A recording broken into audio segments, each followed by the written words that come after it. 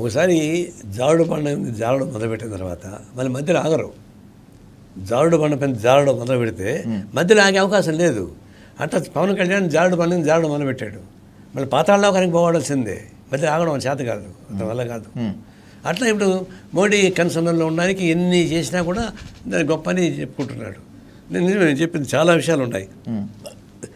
Visakhapatnam steel plant fight చేస్తాను అని బల్లగుడి చెప్పిన వాడే ఇప్పుడు ఏం మాట్లాడుతున్నాడు అంటే స్టీల్ పైన సంబంధించి చెప్పారు. ఇప్పుడు ఏం మాట్లాడుతున్నాడు? కేంద్రంలో ఆర్ఎస్ చేస్తుంటే దౌర్జన్యం గురించి ఏం మాట్లాడుతున్నాడు? ఏం మాట్లాడలేదు కదా.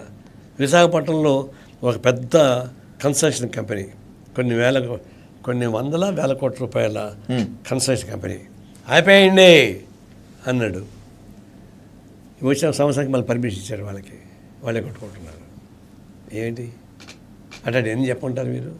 కాబట్టి ఒకసారి దిగజారం మొదలుపెట్టిన తర్వాత ఈ దిగజాడు పాతాళలోకానికి పోతారు, వాళ్ళు మధ్యలో ఆగరు. ఆ స్థాయి ఇప్పుడు పవన్ కళ్యాణ్.